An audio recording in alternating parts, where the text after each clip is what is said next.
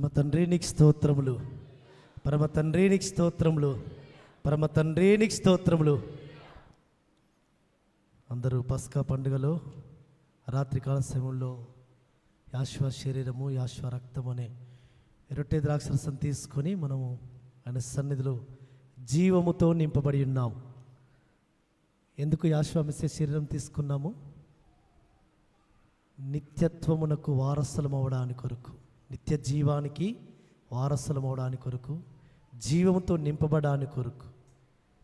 కాబట్టి అందుకొరకు మనము పరమతండ్రి సన్నిధిలో బలలో చేవేసి ఉన్నాము.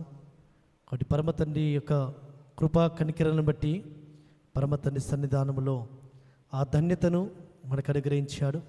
కాబట్టి ఈ మహావిశ్రాంతనమున పరమతండ్రి సన్నిధిలో మరొక కొన్ని లేఖన భాగాలు మనం చూసుకుందాం. పరిశుద్ధ గ్రంథములో పరమతండ్రి మ్రాను యొక్క మరణములో ఆయన ఆ మరణం పొందు ముందు పలికిన 7 మాటల గురించి ధ్యానించాలని పరిశుద్ధాత్మ ప్రేరేపణతో నిలబడుతూ వస్తుంటున్నాను. సమయంలో లేఖన భాగం చదువుకుందాం. లేఖన భాగం చదువుకున్న తర్వాత మనం ప్రార్థన చేసుకుని ముందుకెళ్దాం. మన మధ్యలో ఉన్న విన్సెంట్ సెలిస్టర్ ప్రార్థన చేయాలని కోరుతూ వస్తుంటున్నాను. అసలు లేఖన భాగం చదువుకుందాము. లూకా సువార్త 23వ అధ్యాయము 46వ వచనము. లూకా సువార్త 23వ అధ్యాయము 46వ వచనము. లూకా సువార్త 23వ అధ్యాయము 46వ వచనములో, అప్పుడు యాశ్వ గొప్ప శబ్దముతో కేక వేసి, తండ్రి నీ చేతికి నా ఆత్మను అప్పగించుకొనుచున్నాను నేను. ఆయన ఇలాగూ చెప్పి ప్రాణము విడిచెను. ప్రార్థన చేసుకుందాం. స్తోత్రం స్తోత్రం స్తోత్రం. జీవం గల యావే ఎలోహీ మీకు స్తోత్రం.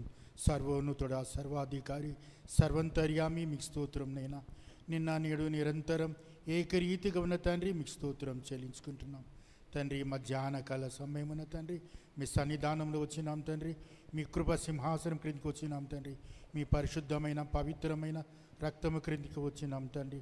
ప్రత్యేకంగా తండ్రి మీ దాసుడు తండ్రి వాక్యం చెప్పబోచున్నగా తండ్రి మీ దాసుని మరుగుపరిచి మీరు మాట్లాడము రాజా. మీ దాసుని అభిషేకించుము రాజా. మీ దాసునిపై మీ ఆత్మను కుమ్మరించుము రాజా. ఆత్మానుసరమైన వాక్యం మాకు దయచేయము రాజా. వినగల చెవుని దయచేయము రాజా. వాక్యానుసారంగా జీవించే భాగ్యాన్ని మాకు దయచేయము రాజా. మీ వాక్యానికి లోబడే స్వభావాన్ని దయచేయము రాజా. తండ్రి స్తోత్రం స్తోత్రం. నైనా చిన్న మంద భయపడకుమని ఈ చిన్న మందకు అభయమిచ్చిన గొప్ప తండ్రి, ఈ చిన్న మందతో మీరు మాట్లాడుము రాజా. చిన్న మందని ఓదార్చుము, ఆదరించుము, సేద తీర్చుము రాజా. స్తోత్రం స్తోత్రమైన దినం దినం తండ్రి లోతైన సత్యమైన వాక్యంలో వీళ్ళ జ్ఞానాన్ని మాకు మీరు దయచేయము రాజా. ఇంతవరకు తండ్రి మిమ్మల్ని స్తుతించుటకు, ఘనపరచుటకు, మహిమపరచుటకు మీరు మాకు ఇచ్చిన అవకాశాన్ని బట్టి మీకు స్తోత్రం చెల్లించుకుంటున్నాం రాజా. ఈ చిన్న ప్రార్థన త్వరలో రానున్న యాషోవా మెస్సియా అతి పరిశుద్ధమైన ఘనమైన రక్షణ గల నామంలో బ్రతిమాలుకుంటూ వేడుకొనుచున్నాను తండ్రి. ఆమేన్. Thank you brother.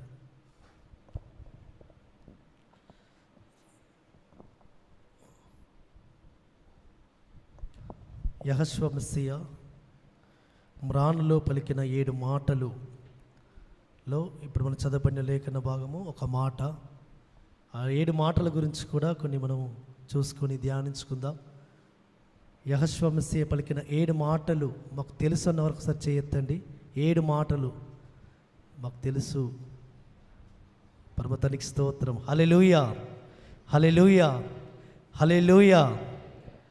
కాబట్టి ఇంకొకసారి పరమతండ్రి సన్నిధానంలో ధ్యానిస్తాం. ఎందుకంటే ఆయన చివరి ఆ గడియలలో పలికిన మాటలు ఎంతో శ్రేష్టమైనవి. ఎందుకు పలుకుతూ వచ్చాడు, దానిలో ఉన్న అర్థం ఏంటి, దాంట్లో ఉన్న అర్థం ఏంటి అనేది మనం చూస్తే ఈ లోకానికి కావలసిన వర్తమానం అంతా కూడా, ఉపదేశం అంతా కూడా పరమతండ్రి అందులో ఉంచాడు, ఆ 7 మాటలలో ఉంచాడు.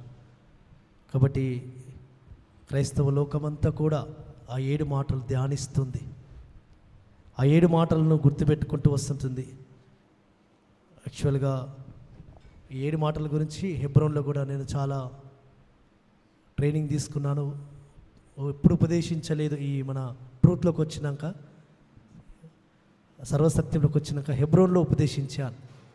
హెబ్రోన్ సంఘంలో సేవకుడిగా గుడ్ ఫ్రైడేలో ఆచరిస్తూ వస్తుంటున్నప్పుడు అప్పుడు ఉపదేశించిన ఉపదేశము అనగా హెబ్రోన్లో కానీ వీరితో అన్ని ఫెలోషిప్స్ అన్ని సంఘాలు ఆ గుడ్ ఫ్రైడే రోజున ఈ మాటలు వాళ్ళు ఉపదేశిస్తూ వస్తుంటారు. అయితే పరమతండ్రి సన్నిధిలో ప్రార్థన చేస్తూ వచ్చినప్పుడు పరమతండ్రి ఈ మాటను చూపించి అనగా వీడి ద్వారా 7 మాటల ద్వారా మనం ఏమి నేర్చుకోవాలి ఆయన నుంచి, ఎందుకు ఉపదేశించాడు పరమతండ్రి అంటే ఆ యొక్క మాటలను అంతరార్థం ఏంటి అనేది మనం చూస్తుంటే లేఖన భాగంలో మనకు కనబడుతూ వస్తుంటుంది. మనకు మొట్టమొదటి మాట యాశ్వమసే పలికిన మొట్టమొదటి మాట మనం చూసుకుందాం. దయచేసి లూకా సువార్త 23వ అధ్యాయము 34వ వచనం మొట్టమొదటి మాట.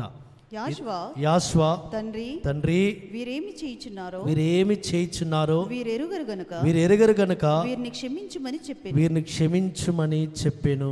చూడండి, తండ్రి వీరేమి చేయుచున్నారో వీరు ఎరుగరు గనుక వీరిని క్షమించుము. యెహోషువమసే పలికిన మొట్టమొదటి మాట ఇది. తనను హింసిస్తున్న వారిని, తను పుడిగుద్దులతో గుద్దుతున్న వారిని, ముఖం మీద ఉమ్ము వేసిన వారిని, ఆయన కొరలాలతో కొట్టిన వారిని, ఆయన అపహసిస్తున్న వారిని, ఆయనను తృణీకరించిన వారిని, ఆయనను నలగొట్టిన వారిని, ఆయన ముఖం మీద ఉమ్ము వేసి యూదుల రాజా నీకు శుభమని చెప్పిన అలాంటి ఆ మనుషులను ఆయన ఏం చేయమని కోరుతూ వస్తుంటున్నాడు? క్షమించుము తండ్రి వీరేమి చేయుచున్నారో వీరు ఎరుగరు గనుక అనగా వారికి తెలియదు తండ్రి. ఇదంతా కూడా ఏ విధంగా జరుగుతూ వచ్చింది? లేఖనములో రాయబడిన ప్రకారముగా ఆయన వెళుతున్నాడు. అది ఆ విధంగా జరగాలి, ఆ విధంగా అది జరగవలసి ఉన్నది. ఆ ఏర్పాటు అది, ఆయన మరణము అది ముందుగా నిర్ణయించిన ఏర్పాటు అది. కాబట్టి వీరు అయ్యా చేస్తున్నారు. కాబట్టి ఈ యొక్క స్థితి, వారి యొక్క ఉన్న స్థితి, వారు చేస్తున్న స్థితి వారికి తెలియదు, వారు ఎరగరు. ఆ ఎలోహిం యొక్క సంకల్పము, ఎలోహిం యొక్క ఉద్దేశము, ఎలోహిం యొక్క ప్రణాళిక అతని నలగొట్టడకు యెహోవాకి ఇష్టమాయెను. యెషయా గ్రంథం 53వ అధ్యాయంలో అతని నలగొట్టబడము అనగా యాశ్వమసే నలగొట్టబడము, ముఖం మీద ఉమ్మువేయబడము, అతను తృణీకరింపబడము, అతను నీచుడిగా నిందాస్వాదుడిగా అక్కడ యెషయా గ్రంథంలో చదువుతున్న ఆ లేఖనాలన్నీ కూడా మనం చూస్తుంటుంటే అవన్నీ కూడా అది ముందుగా ఆయన గురించి రాయబడిన ఆ యొక్క ప్రకారముగా వెళుతూ వస్తుంటున్నాడు. కాబట్టి అందుకే పరిశుద్ధ గ్రంథంలో ఆయన ఏమంటుంటాడంటే, అయ్యా పుస్తకపు చుట్టలో నన్ను గురించి రాయబడిన ప్రకారం నేను వెళ్ళుచున్నాను అంటాడు. అపోస్తలుడైన పౌలు కూడా ఏమంటాడంటే, లేఖనముల ప్రకారము యెహోషువమసే మరణము నొందెను. లేఖనములో రాయబడుతూ వచ్చింది ఆయన ఈ విధంగా మరణమును చెందాలి, ఆయన ఈ విధంగా హింసించాలి, ఆయన ఈ విధంగా బాధ పెట్టాలి. కాబట్టి వీరేం చేయుచున్నారు? వీరు ఎరగరు గనుక వీరిని క్షమించుము తండ్రి. కాబట్టి మనము కూడా ఆ యొక్క హృదయము కలిగి ఉండాలని. మన ఎడల కొంతమంది మనల్ని హింసిస్తుంటారు, బాధ పెడుతుంటారు, కొంతమంది మనల్ని హేళన చేస్తుంటారు, తూలనాడుతుంటారు, నిందిస్తుంటారు. అది ఎలోహిం యొక్క ప్రణాళికనేమో తెలియదు ఒకటి. రెండవది అపవాది వారిలో నుండి మనల్ని అనగా యుద్ధం చేస్తుందో ఏమో తెలియదు. ఏ విధంగానైనా ఒక మనుషుడు మనకు వ్యతిరేకంగా నిలబడ్డాడు, ఒక వ్యతిరేకంగా మనల్ని మాట్లాడుతున్నాడు, మనల్ని నిందిస్తున్నాడు, మనల్ని అవమానపరుస్తున్నాడు, మనల్ని చులకన చేస్తున్నాడు అంటే అతని ద్వారా అతడు పలుకుతున్న మాటలు కాదు. అతని ద్వారా ఒకటి పరమతండ్రి అన్న పలికించాలి, రెండోది అపవాదన్న పలికించాలి. పరమతండ్రి యొక్క నీతి నిమిత్తము, పరమతండ్రి యొక్క నామము నిమిత్తము, పరమతండ్రి యొక్క ఆయన రాజ్య వ్యాప్తి నిమిత్తము మనం శ్రమ పడుతుంటే, కష్టపడుతుంటే, ఒకవేళ నిందలు అవమానాలు వస్తుంటే అవి ఎందుకొరకు? మనకు మహిమను అధికపరచడానికి కొరకు. కొన్ని సందర్భాల్లో పరమతండ్రి కొన్ని మనల్ని పరీక్షించడానికి కొందరి పరమతండ్రి మన కుటుంబ సభ్యుల ద్వారా కూడా మనకు శ్రమలు తెప్పిస్తాడు, నిందలు తెప్పిస్తాడు, అవమానాలు తెప్పిస్తాడు. బయట వారే కాదు, మన యొక్క కుటుంబ సభ్యుల ద్వారా, తోబుట్టువుల ద్వారా, తల్లిదండ్రుల ద్వారా. ఎందుకంటే ఒకే ఇంటిలో పరమతండ్రి అగ్నివేయ వచ్చి తిని అంటాడు, నేను అగ్ని వేయవచ్చి తిని, సమాధానము కాదు. ఒకసారి కొన్ని సందర్భాల్లో పరమ తండ్రి అగ్ని వేస్తాడు. ఎందుకంటే మన విశ్వాసాన్ని పరీక్షించడానికి. కాబట్టి అప్పుడు మనం ఏ హృదయంతో ఉండాలి? యెహోవామెస్సే కలిగిన ఉదయం, తండ్రి వీరేమి చేయుచున్నారో వీరు ఎరగరు గనుక వీరిని క్షమించుము. ఆ క్షమాపణ హృదయము నీవు కలిగి ఉండాలని ఆయన ఈ మాట పలుకుతూ వస్తుంటున్నాడు. ఎవరైతే క్షమాపణ హృదయం కలిగి ఉంటారో వారు ఆయనను పోలి నడుచుకుంటున్నారు. వారు ఆయన బలలో పాలు పొంది అని, వారు ఆయన శరీరము తిని ఆ రక్తము త్రాగని వారు ఆ నిత్య జీవానికి వారసులు అవడానికి కొరకు, ఆ పరమ తండ్రి యొక్క మనసును కలిగి జీవించడానికి కొరకు వారు వారి యొక్క జీవిత యాత్రలో సాగి వెళుతున్నారు సుమా. కాబట్టి క్షమాపణ హృదయం మనం కలిగి ఉండాలని పరమ తండ్రి ఈ క్షమాపణ ఆయన కోరుతూ వస్తుంటున్నాడు. తండ్రి వీరేమి చేయుచున్నారో వీరు ఎరగరు గనుక వీరిని క్షమించుము. కాబట్టి ఆయన రక్తము క్షమాపణ కోరుతుంది, మనుషుల రక్తము ప్రతిదండన కోరుతుంది. మనం పస్కా సిద్ధపాటు కుటుంబాలలో ముందు సబ్బాతు రోజున మనం చూసుకున్నాం. యెహోవామెస్సే రక్తము క్షమాపణ కోరుతుంది, మనుషుల రక్తము ప్రతిదండన ప్రతీకారము కోరుతుంది. కాబట్టి ఆయన మ్రాణులో చివరి క్షణాలలో చివరి గడియలలో ఆయన పలుకుతున్న మాట ఏంటంటే క్షమాపణ. వీరేమి చేస్తున్నారు వీరికి తెలియదు, వారు ఏం చేస్తున్నారు వారికి తెలియదు తండ్రి, కాబట్టి వీరిని క్షమించుము. రెండవ మాట మనం చూసుకుందాం. రెండవ మాట ఇదే లూకా సువార్త 23వ అధ్యాయములో 23వ అధ్యాయం 43వ వచనములో, అందుకు ఆయన వానితో నేడు నీవు నాతో కూడా పరదేశులో ఉందువని నిశ్చయముగా నీతో చెప్పుచున్నాను. ఇరువురు దొంగలు కుడి పక్కనొకరు ఎడం పక్కనొకరు ఆయనతో పాటు వేలాడబడుతున్నారు. అయితే ఒక దొంగ అంటున్నాడు, నువ్వు మెస్సయ్యవే కదా, నిన్ను నువ్వు రక్షించుకోలేవా? నువ్వు రక్షించుకొని మమ్మల్ని కూడా రక్షించుము, నిన్ను నువ్వు రక్షించుకొని మమ్మల్ని కూడా రక్షించుము. నువ్వు మెస్సయ్యవే కదా, నువ్వు అధిపతివే కదా, నువ్వు సృష్టికర్తవే కదా, నువ్వు ఎలోహిమే కదా, నీవు గొప్పవాడివే కదా, నిన్ను నువ్వు ఆ మేకులు తీసుకొని నువ్వు దిగలేవా? నువ్వు రక్షించుకోలేవా? కాబట్టి నువ్వు రక్షించుకొని మమ్మల్ని రక్షించుము అని ఆ మొదటి దొంగ అంటే, అక్కడ ఉన్న రెండో దొంగ ఏమంటున్నాడట? వాడిని గద్దించి, నీవు అదే శిక్షలో ఉన్నావు గనక నువ్వు ఎలోహింకు భయపడవా? మనకైతే ఇది న్యాయమే, ఎందుకంటే మనము దొంగలమే, మనం అన్యాయం చేసిన వారమే, మనం ఈ శిక్షకు అర్హులమే, మనం ఈ శిక్ష పొందుకోవడానికి మనకు అన్ని విధాలుగా మనము ఇది అర్హులమే. ఈయన మాత్రము ఈ శిక్ష పొందుకోవడానికి ఈయనలో ఏ దోషము లేదు, ఈయనలో ఏ పాపము లేదు, ఈయన ఏ పాపము చేయలేదు, ఈయనలో నిర్దోషీన అని ఆయన గుర్తెరుగుతూ వచ్చాడు. ఈయన ఎవరి కొరకు చనిపోతున్నాడు, ఎవరి కొరకు శ్రమలు అనుభవిస్తున్నాడు, ఎవరి కొరకు ఆ యొక్క మ్రాణులో వేలాడబడుతున్నాడు అంటే మన పాపముల కొరకు. ఇదిగో నేను అనుభవిస్తున్నా ఈ శిక్ష ఈయన కూడా అనుభవిస్తున్నాడంటే ఈయనలో ఏ దోషం లేకుండా ఈయన అనుభవిస్తున్నాడు. నేను దోషపూరితుడిగా ఉండి నేను అనుభవిస్తున్నాను. కాబట్టి దోషము చేసిన నేను శిక్ష అనుభవించడానికి సబబే, కానీ ఈయన శిక్ష అనుభవిస్తున్నాడే, ఈయనలో ఏ దోషము లేదని ఆ యొక్క వ్యక్తి వెంటనే తన హృదయంలో ఒక పశ్చాత్తాపమైన హృదయముతో అడుగుతూ వస్తుంటున్నాడు, అయ్యా నీ రాజ్యములో నువ్వు నన్ను జ్ఞాపకం చేసుకో, నీ రాజ్యంలోకి వచ్చినప్పుడు నన్ను జ్ఞాపకం చేసుకో. అంటే ఈ భూమి మీద రాజ్య స్థాపన చేయబోయేది, ఈ రాజ్యమును తీసివేసి పరలోకం రాజ్యమును స్థాపించేది, యుగ యుగములు ఉండే రాజ్యమును స్థాపించేది, రారాజుగా ఏలబోయేది ఈ రాజే. కాబట్టి ఈయన రాజ్యములో ఒక్కసారి అయ్యా నేను ఉండాలని ఆశపడుతున్నాను, కాబట్టి నన్ను ఒక్కసారి జ్ఞాపకం చేసుకొని ఒక మంచి మాట, అయ్యా నేడు నువ్వు నాతో కూడా పరదేశులో ఉండుము, నీవు నాతో కూడా పరదేశులో ఉండు అని నిశ్చయముగా చెప్పుచున్నాను. పరమ తండ్రి నీకు స్తోత్రం.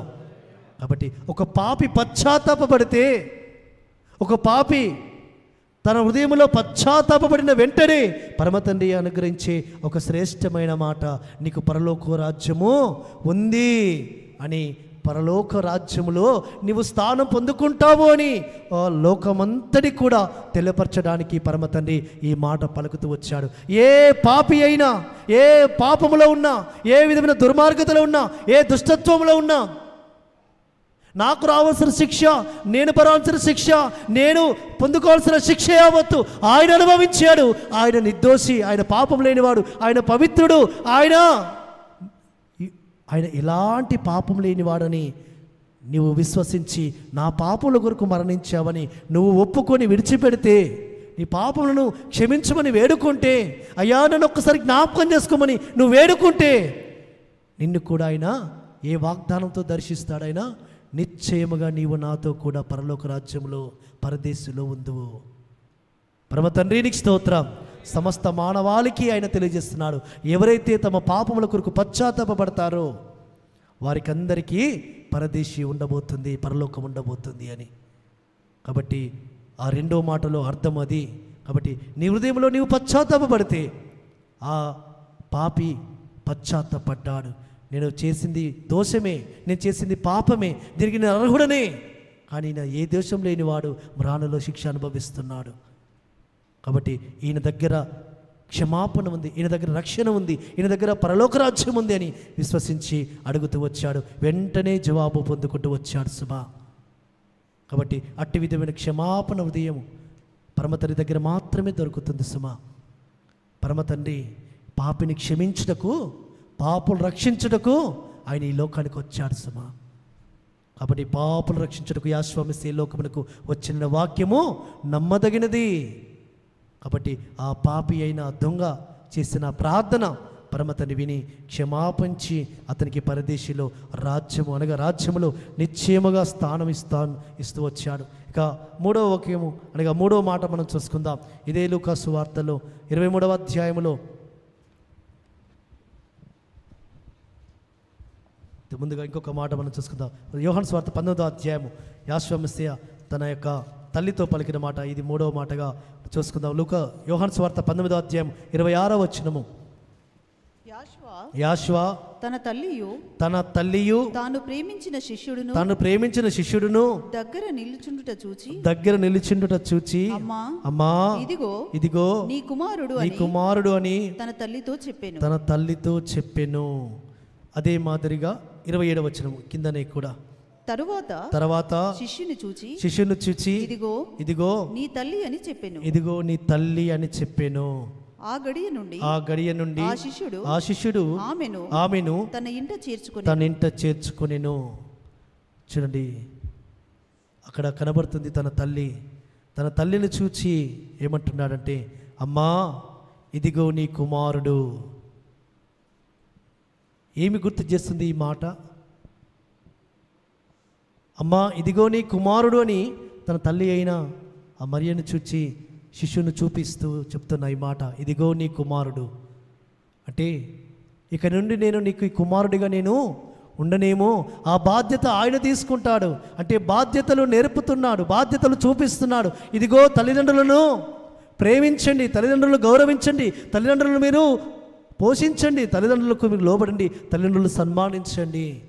ఆయన కుమారుడిగా ఇప్పటి వరకు ఆ బాధ్యతలలో ఉన్నాడు, ఇక ఆ బాధ్యతలో ఉండబోడు. ఎందుకంటే తాను మరణం పొందబోతున్నాడు, మరణం పొందిన తర్వాత మహిమాశరీరంలో నుంచి ఆయన పరలోకానికి వెళ్ళబోతున్నాడు. కాబట్టి ఆ తల్లికి ఒక కుమారుడు కావాలి. కాబట్టి అందుకే ఆయన ఏమంటున్నాడు, తన బాధ్యతను గుర్తిరిగి, అమ్మా ఇదిగో నీ కుమారుడు, ఇదిగో నీ కుమారుడు. బాధ్యత అంటే కుటుంబ బాధ్యత. తల్లిదండ్రులను ఏ విధంగా చూసుకోవాలి, తల్లిదండ్రులను ఏ విధంగా పోషించాలి, ఏ విధంగా సంరక్షించాలి, తల్లిదండ్రులను సన్మానించాలి. లోకమంతటి కూడా ఆయన చివరి యొక్క ఆ మ్రాణులు వేలాడబడుతున్న మాటలో ఆ అర్థమును తెలియపరుస్తూ వస్తుంటున్నాడు. అదే మాదిరిగా ఆ కింది వచనంలో 27వ వచనంలో శిష్యుని చూచి అంటున్నాడు, ఇదిగో నీ తల్లి. అనగా ఆ యొక్క శిష్యుని చూచి తల్లికి ఆ మాట చెప్తున్నాడు. శిష్యుని చూచి ఈ మాట చెప్తున్నాడు, ఇదిగో ఈ తల్లిని జాగ్రత్తగా చూచుకో, ఈ తల్లిని జాగ్రత్తగా చూచుకో. కాబట్టి తల్లికేమో అమ్మ ఈ శిష్యులలో నీ కుమారుని చూచుకో, ఈ శిష్యునికేమో ఇదిగో నీ తల్లిగా అప్పగిస్తున్నాను, ఈమె బాధ్యత నువ్వు చూసుకో. అంటే కుటుంబ బాధ్యతలు నేర్పుతున్నాడు, కుటుంబ బాధ్యతలు చూపిస్తున్నాడు. కాబట్టి ఈ మూడవ మాటలో ఆ అంతరార్థం ఏంటంటే బాధ్యతలు తెలియపరచుట. బాధ్యతలు తల్లికి కుమారుని చూపిస్తున్నాడు, ఆ యొక్క తను ప్రేమించిన శిష్యునికేమో తల్లిని అప్పగిస్తుంటున్నాడు. ఇదిగో నీ తల్లి అని. అంటే తల్లిగా ఈమెకి ఏ అవసరత వచ్చినా అని ఆమె అవసరతలను నువ్వు తీర్చు అని తన శిష్యునికి తెలియపరుచు వస్తుంటున్నాడు. ఆమె ఏమి అవసరం అవుతుందో, ఎప్పుడు ఏ విధంగా ఉంటుందో ఆమెకు అన్ని విధాలుగా నువ్వు దగ్గరుండి అన్ని చూసుకో. కాబట్టి ఆ విధంగా తన యొక్క శిష్యుడైన యోహాను గారికి ఆ బాధ్యతను అప్పగిస్తూ వచ్చాడు. ఇక మనము 4వ మాటలోకి వెళదాం. 4వ మాట పరమతని సన్నిధిలో మార్కు సువార్త 15వ అధ్యాయము 34వ వచనములో, మార్కు సువార్త 15వ అధ్యాయం 34వ వచనములో, 3 గంటలకు మార్కు సువార్త 15వ అధ్యాయం 34వ వచనం, 3 గంటలకు యాష్వా ఎలోహి ఎలోహి ఎలోహి ఎలోహి లామా సబక్తాని అని బిగ్గరగా కేక వేసెను. ఆ మాటలకు నా ఎలోహిం నన్ను ఎందుకు చేయి విడిచితివని అర్థము. నా ఎలోహిం ఎందుకు నన్ను చేయి విడిచితివి. ఎలోయ్ లామా సబక్తాని. కాబట్టి చూడండి, నా దేవా ఎందుకు నన్ను చేయి విడిచితివి అంటే ఆయన ఎందుకు చేయి విడిచాడు?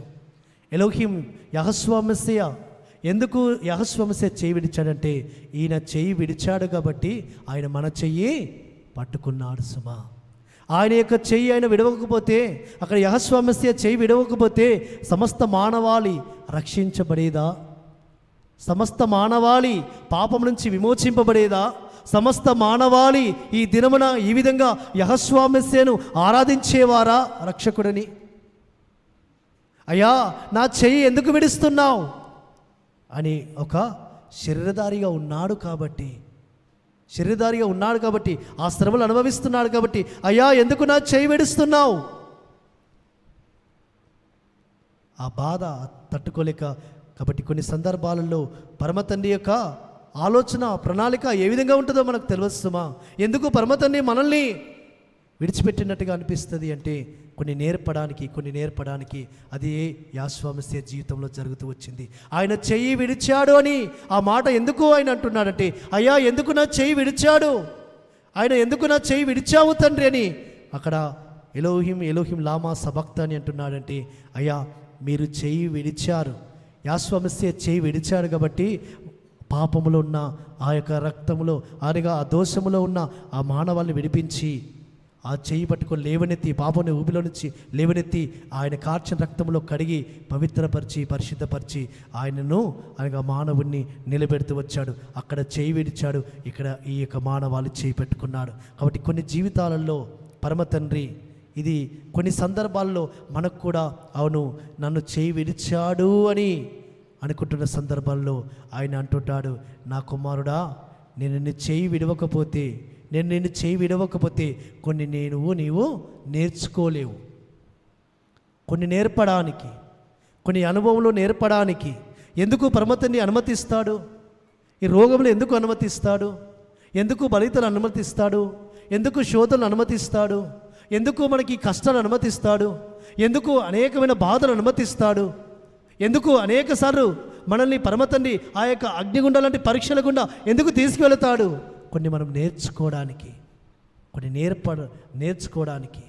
కాబట్టి అప్పుడు మనం అనుకుంటాం, అయ్యా ఆయన నాకు సహాయం చేయడానికి ఎందుకు తొందరగా వస్తలేడు, తొందరగా ఎందుకు జవాబు రావడం లేదు, ఎందుకు చేయి విడిచినట్టుగా అనిపిస్తుంది అంటే కొన్ని మనకు నేర్పడానికి సమా. కాబట్టి యెహోవా మెస్సియానే పలుకుతూ వచ్చాడు, అయ్యా నా చెయ్యి ఎందుకు విడిచావు అని. కానీ పరమతండ్రి సన్నిధానంలో అవి నేర్చుకున్న తర్వాత మనము తెలుసుకున్న తర్వాత ఆయన ఎందు నిమిత్తం మన ప్రార్థన ఆలకించడం లేదో, ఎందు నిమిత్తం మనకు జవాబు రావడం లేదో, ఎందు నిమిత్తము మనకు పరమతండ్రి స్వస్థనివ్వడం లేదో, ఎందు నిమిత్తము పరమతండ్రి మన యొక్క జీవితాలలో వెంటనే కార్యములు జరిగించడం లేదో, మనం తెలుసుకుంటే, గ్రహిస్తే, మనం నేర్చుకుంటే, అనుభవపూర్వకంగా నేర్చుకుంటే ఆయన చెయ్యి విడిచే నాదుడు కాడు సుమా. ఆయన మళ్ళీ చెయ్యి పట్టుకొని నడిపిస్తాడు నువ్వు నేర్చుకున్న తర్వాత. కాబట్టి అందుకే ఆయన మాట, ఆయన కోపము నిమిషమాత్రం ఉండను, ఆయన దయా ఆయుష్కాలం ఉండను. ఒక్క నిమిషము, ఒక్క క్షణము చెయ్యి విడిచినట్టుగా అనిపిస్తుంది. కానీ ఆయన దయ ఆయుష్కాలమంతా, ఆయన వాత్సల్యత దినదినము దినదినము దినదినము. కాబట్టి నేర్చుకొని అనుభవించి అంటేగా పరమ తండ్రి యొక్క ఆ యొక్క శ్రమలలో అయ్యా నీవే నీవే నీవే నీవే అని మనం ఆశ్రయించినప్పుడు ఆయన మనం నడిపిస్తున్న ఆ విధానమును చూసి తన్మయత్వంతో కన్నీళ్లతో ఆయన పాదం తడపాలని, ఆయన యొక్క శక్తిని, ఆయన బలాన్ని, ఆయన పరాక్రమమును తెలుసుకోవాలని ప్రియకుమారుడా కొన్ని సందర్భాల్లో పరమ తండ్రి నీ చెయ్యి విడిచినట్టుగా నీకు అనిపిస్తుంది. యాశ్వమిస్తే చెయ్యే అక్కడ విడిచాడని యాశ్వమిస్తే ప్రార్థన చేస్తూ వచ్చాడు. కాబట్టి అయ్యా నా చెయ్యి ఎందుకు విడిచితివి? ఈ దినమున పరమ తండ్రి సన్నిధిలో ఆయన మ్రాణులో పలికిన మాటల్లో నుంచి సమస్త మానవాళికి ఆయన ఉపదేశిస్తున్నాడు. అయ్యా బిడ్డలారా, పరిశుద్ధులారా, పరమ తండ్రి చెయ్యి విడిచినట్టుగా అనిపిస్తుంది, కానీ ఆయన విడిచిపెట్టిన నాథుడు కాడు సుమా. నువ్వు తెలుసుకోవాలని, నువ్వు గ్రహించాలని, నీ రోగం నీకు ఎందుకు వచ్చింది, ఈ బలిత ఎందుకు కలిగింది అని నువ్వు తెలుసుకుంటే వెంటనే నిన్ను చేయి పట్టుకుని లేవనెత్తుతాడు ఆయన. కాబట్టి మన కీడము యెహోవాని, మన బలము యెహోవాని, మన యొక్క ఆశ్రయం యెహోవాని తెలుసుకోవడానికి కొరకు. ఎందుకంటే అప్పటి వరకు నీవు ఈ లోకంలో మనుషులను ఆశ్రయిస్తున్నావు, అప్పటి వరకు నీ లోకంలో ఈ వ్యవస్థలను ఆశ్రయిస్తున్నావు, ఈ యొక్క డబ్బును ఆశ్రయిస్తున్నావు, ఇదే నా బలము అని అనుకుంటున్నావు, ధనమైన బలమని అనుకుంటున్నావు. కాబట్టి ఆయన చెయ్యి విడిచినా విడిచవచ్చు, నువ్వు దాని నుంచి, ఆ మనసు నుంచి తప్పింపబడడానికి కొరకు, ఆ యొక్క దాని నుంచి నువ్వు బయటకు రావడానికి కొరకు. కాబట్టి యెహోషువ యొక్క మాటల్లో అర్థమును మనం తీసుకుంటే ఒక శ్రేష్టమైన ఉపదేశం పరమతని మనకు ఉపదేశిస్తున్నాడు. కాబట్టి అయ్యా నా చెయ్యి ఎందుకు విడిచినట్టు నాకు అనిపిస్తుందో నేను గ్రహించాలని, నేను తెలుసుకోవాలని.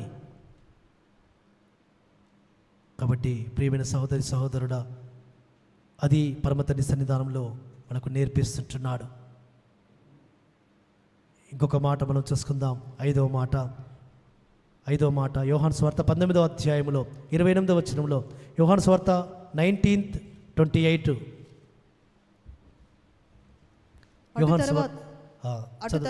అటు తర్వాత సమస్తమును అప్పటికి సమాప్తమైనదని యాషువ ఎరిగి లేఖనము నెరవేరునట్లు నేను దప్పికొనుచున్నానను. ఐదో మాట, నేను దప్పికొనుచున్నానను.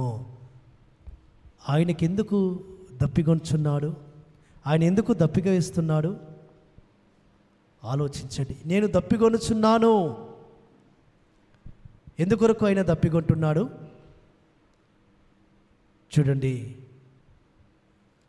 నీతి నిమిత్తము ఆకలి దప్పులు గలవారు ధన్యులు, వారు తృప్తిపరచబడతారు. మత్తయి సువార్త 5వ అధ్యాయంలో ఆయనే ఉపదేశించాడు, ఆయనే చెప్పాడు.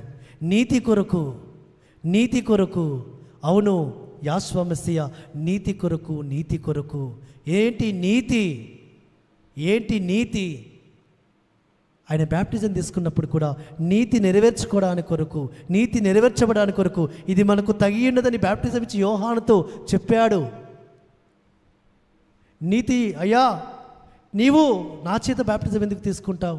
నేను నీ చేత బ్యాప్టిజం తీసుకోవాలని యోహాను బ్యాప్టిజం ఇచ్చి యోహాను ఆయన బ్యాప్టిజం ఆపాలని చూశాడు. కానీ యాషువ మెస్సియ అటు వచ్చాడు. నీతి జరిగించుట మనకు తగి ఉన్నదని ఆయన వెంటనే నీతి నిమిత్తము ఆయన తనకంటే తక్కువ వారి ఎదుట ఆయన బ్యాప్టిజం తీసుకుంటూ వచ్చాడు. కాబట్టి నీతి నిమిత్తం హింసింపబడడానికి కొరకు, ఆయన నీతి నిమిత్తము తగ్గించబడుతూ వచ్చాడు బ్యాప్టిజం తీసుకోవడానికి కొరకు, నీతి నిమిత్తం ఆకలి దప్పులు పడడానికి కూడా. కాబట్టి ఆ విధంగా ఆ దప్పిక మన జీవితాల్లో కూడా కలిగి ఉండాలని, మనము కూడా ఏ దప్పిక కలిగి ఉండాలి? నీతి నిమిత్తం ఆకలి దప్పుల కొరకు. అవును, నేను ముందుంటాను, నీతి నిమిత్తం ఎంతకైనా నేను శ్రమ పడతాను, నీతి కొరకు ఏ విధంగానైనా నేను ఆకలైనను ఉంటాను, ఈ లోకంలో ఏదైనా నేను వదులుకుంటాను, ఏదైనా నేను విడిచిపెడతాను, నీతి కొరకు దప్పికొంటాను. కాబట్టి ఆత్మల రక్షణ కొరకు ఎవరైతే దప్పిక కొంటారో, పరిశుద్ధులారా, యాషువ మెస్సియ దప్పికొంటుంది.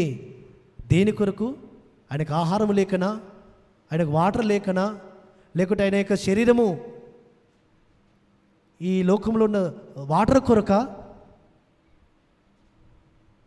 ఎందుకు ఆయన మాట అంటూ వచ్చాడంటే, ప్రియమైన సహోదరి సహోదరులారా, ఆ విధంగా మనము కూడా నీతి నిమిత్తము దప్పులు ఆకలి దప్పులు కలిగిన వారముగా ఉండాలని. నీతి నిమిత్తము, కాబట్టి నీతి కొరకు ఏ విధంగా ఈ లోకంలో మనం ప్రయాసపడాలో, నీతి రాజ్య స్థాపన కొరకు ఏ విధంగా శ్రమపడాలో, నీతి రాజ్య స్థాపన కొరకు ఏ విధంగా మనం కొన్ని సుఖాలను కూడా వదులుకోవాలో తెలియజేస్తుంటున్న ఆ మాటలోని అంతరార్థం అది.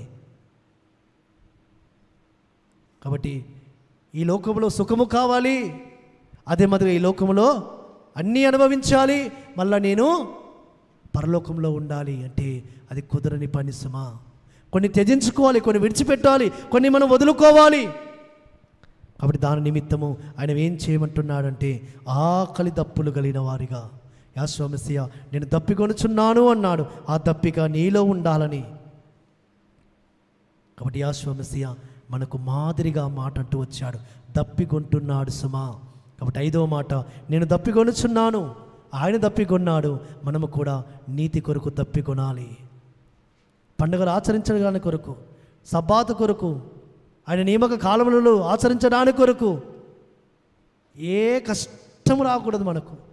కొంచెం కూడా శ్రమ పడకూడదు, కొంచెం కూడా శరీరం నలగకూడదు, కొంచెం కూడా ఇబ్బంది కలగకూడదు, కొంచెము కూడా మనకు ఏ విధమైన నష్టం రాకూడదని మనం కోరుకుంటుంటాం. ఈ విధంగా ఉంటే యేసు మెస్సియా యొక్క శరీరమును తిని రక్తము త్రాగినా అది నిష్ప్రయోజనమే సుమా.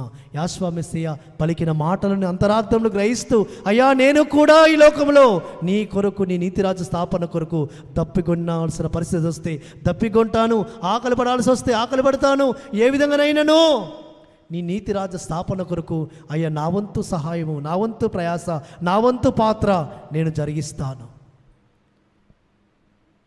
కాబట్టి అందుకొరకే ఆయన ఏమంటున్నాడు, యేసు శరీరము తినే రక్తము త్రాగు వరకు, ఆయన మరణం వచ్చే వరకు ఈ సువార్తను మనం ఏం చేయాలి? ప్రకటించాలి. యేసు మెస్సియా యొక్క మరణమును పునరుత్థానమును మనం ప్రకటించాలి. ప్రకటిస్తున్నప్పుడు కొన్ని సందర్భాల్లో ఆకలి, కొన్ని సందర్భాల్లో దప్పిక, కొన్ని సందర్భాల్లో వస్త్రహీనత కలగవచ్చు. దాని కొరకు మనం సిద్ధంగా ఉండాలి.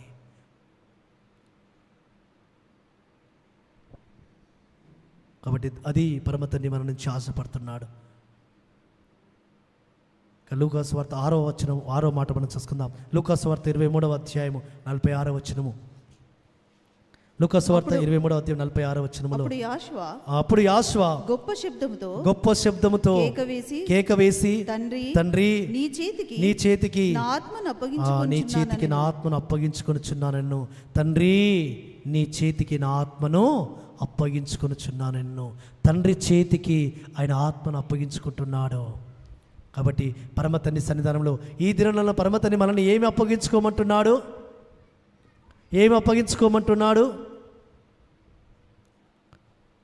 తండ్రి చేతికి ఆయన ఆత్మను అప్పగించాడు యోషువ.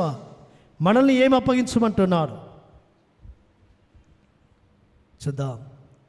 రోమీయులకు రాసిన పత్రిక 12వ అధ్యాయం 1వ వచనంలో, రోమీయులకు రాసిన పత్రిక 12వ అధ్యాయము 1వ వచనంలో, కాబట్టి సహోదరులారా పరిశుద్ధమును ఎలోహిముకు అనుకూలమునైన సజీవ యాగముగా మీ శరీరములను ఆయనకు సమర్పించుకోండి, ఆయనకు అప్పగించుకోండి.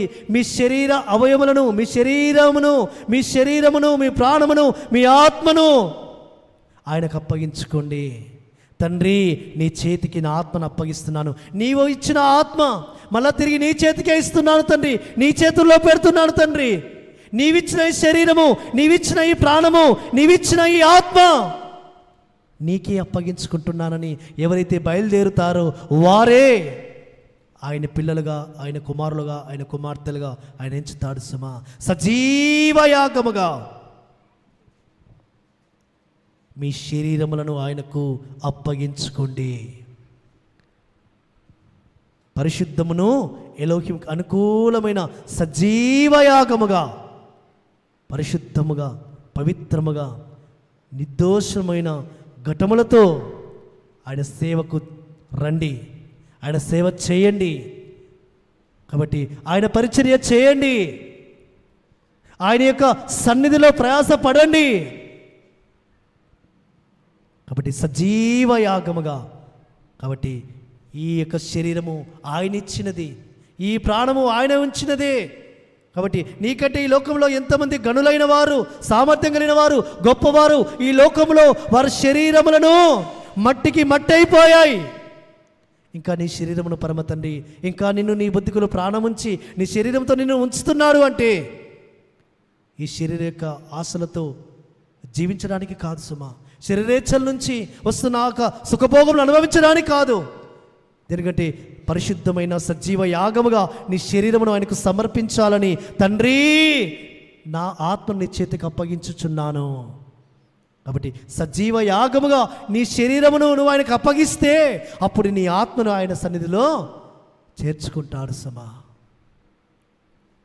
ఇక్కడ నీ శరీర యాగముగా సజీవ యాగము నీ శరీరం అప్పగించకపోతే, నువ్వు సమర్పించుకోకపోతే, నువ్వు ప్రయాసపడకపోతే నీ ఆత్మ ఆయన సన్నిధికి వెళుతుంది. కాబట్టి పరిశుద్ధులున్న ప్లేస్కి వెళ్ళడానికి ఆ పరిశుద్ధులు వారి శరీరంలో ఏం చేసుకున్నారు? అపోస్తలుడైన పౌలు అన్నాడు, నా శరీరము రంపముతో కోయబడింది, కొట్టబడింది. చూడండి, ఆయన ప్రయాసము, ఆయన కష్టము, ఆ విధంగా పరిశుద్ధుల యొక్క శ్రమ. హెబ్రీ రాసిన పత్రిక 11వ అధ్యాయంలో విశ్వాసుల యొక్క జీవితాలలో వాళ్ళు ఏ విధంగా ప్రయాసపడ్డారో చూడండి. 11వ అధ్యాయము 36వ వచనము. మరికొందరు తిరస్కారమును, కొరడా దెబ్బలను, మరి బంధకములను, ఖైదును అనుభవించుటకు రాళ్లతో కొట్టబడిరి, రంపములతో కోయబడిరి, శోధింపబడిరి, చంపబడిరి. చూడండి, ఖడ్గముతో చంపబడిరి, గొర్రె చర్మములను, మేక చర్మములను వేసుకొని దరిద్రులయ్యండి, శ్రమపడి హింస పొందుచు అడవులలోను, కొండల మీదను, గుహలలోను, సొరంగములలోను తిరుగులాడుచు సంచరించిరి. అట్టి వారికి ఈ లోకము యోగ్యమైనది కాదు. వారి శరీర అవయములను వారు రంపాలతో కోయబడానికి కొరకు, రాళ్లతో కొట్టబడానికి కొరకు, ఆ యొక్క రాళ్లల్లో, ముళ్ళల్లో, తిప్పలలో, అడవులలో ప్రయాసములు పడడానికి కొరకు వారు అప్పగించుకున్నారు సుమా. ఈ లోకము వారికి యోగ్యమైనదిగా కనబడలేదు సుమా. ఈ లోకము వారికి పెంటగా ఎంచుకున్నారు. ఈ లోక సుఖభోగాలన్నీ కూడా వారు పెంటగా ఎంచుకున్నారు. వారు వాటిని త్యజించారు. ఈ శరీరమును సజీవ యాగముగా అర్పించుకున్నారు. అందుకే హతసాక్షులు అవుతూ వచ్చారు. అందుకే వారి యొక్క ప్రాణాలను సైతం పోగొట్టుకోవడానికి వారు ఇష్టపడుతూ వచ్చారు. కాబట్టి వారి ఆత్మలు ఎక్కడ కనబడుతున్నాయి? ఆ యొక్క సింహాసనం కింద నాదాని మొరపెడుతున్న ఆ యొక్క పరిశుద్ధుల ఆత్మలు కనబడుతున్నాయి. వారి శరీరమును వారు త్యజించుకున్నారు. ఈ దినమున మన శరీరమును మనం ఏ విధంగా సమర్పించుకుంటున్నాం? సజీవ యాగముగా. రాబోయే దినాల్లో మనకి ఏ పరిస్థితులు ఉంటాయో, ఏ విధమైన గడ్డు పరిస్థితులు ఉంటాయో, ఏ విధమైన విపత్కర పరిస్థితులు ఉంటాయో, ఏ విధమైన ఇబ్బందికరమైన పరిస్థితులు ఉంటాయో మనం చెప్పజాలము సుమా. ఏ పరిస్థితి వచ్చినా పరమ తండ్రి నువ్వు నాకు అప్పగించిన ఆత్మ తిరిగి నీ సన్నిధికి చేరడానికి కొరకు నా శరీరమును సజీవ యాగముగా సమర్పిస్తాను. రండి, చివరి మాట మనం చూసుకుందాం. యోహాను సువార్త 19వ అధ్యాయము 30వ వచనము. యోహాను సువార్త 19వ అధ్యాయం 30వ వచనములో, యోహాను సువార్త 19వ అధ్యాయం 30వ వచనము. యాషువా ఆ చిరక పుచ్చుకొని సమాప్తమైనదని చెప్పి తల వంచి ఆత్మను అప్పగించెను. సమాప్తమైనది. ఆయన చేయవలసిన పని అంతా కూడా ఏమైంది? సమాప్తిమైంది. తండ్రి, నువ్వు నాకు అప్పగించిన పని నేను నెరవేర్చాను. తండ్రి, నువ్వు నాకు అప్పగించిన బాధ్యత, నువ్వు నాకు అప్పగించిన పని అంతా కూడా నేను సంపూర్తి చేశాను. సమాప్తమైంది. నువ్వు నాకు అప్పగించిన ఆ యొక్క పని నేను ముగించాను. కాబట్టి సమాప్తమైంది. కాబట్టి సమాప్తమైంది అనే ఆ మాటలను అంతరార్థం ఏంటంటే, పరమతండ్రి నీకు అప్పగించిన పని ఇంకా సమాప్తి కాలేదు. పరమతండ్రి నీకు ఇంకా ఏ పని అయితే అప్పగించాడో అది ఇంకా సంపూర్తి చేయబడలేదు, కాబట్టి సంపూర్తి చేయడానికి కొరకు నువ్వు ప్రయాసపడు. సమాప్తము కాలేదు. పరమతండ్రి సమాప్తి, నీకు అప్పగింపబడిన పని సమాప్తి చేసుకోవాలని నేను నుంచి ఆశపడుతున్నాడు. యాశ్వా తనకు అప్పగింపబడిన పని ఏం పని? ఏ పని అప్పగింపబడింది ఆయనకు? ఈ దినంలో ఎందుకొరకు ఇక్కడ కూడి ఉన్నాము? నశించిన దాన్ని వెతికి రక్షించడానికి కొరకు మనుష్య కుమారుడు వచ్చి ఉన్నాడు, పాపులు రక్షించడానికి. కాబట్టి అయ్యా, ఆరోగ్యం గల వారికి వైద్యులు అవసరం లేదు, అనారోగ్యం గల వారికి వైద్యులు అవసరమని ఆయన చెప్పాడు. ఎందుకొరకు ఆయన వచ్చిన్నాడు? ఎందుకొరకు వచ్చిన్నాడు? నశించిన దాన్ని వెతికి రక్షించడానికి వచ్చినాడు. కాబట్టి నశించిపోతున్న మానవులను వారి యొక్క ఆత్మను రక్షించడానికి వచ్చిన ఆ పని సమాప్తి చేయబడింది.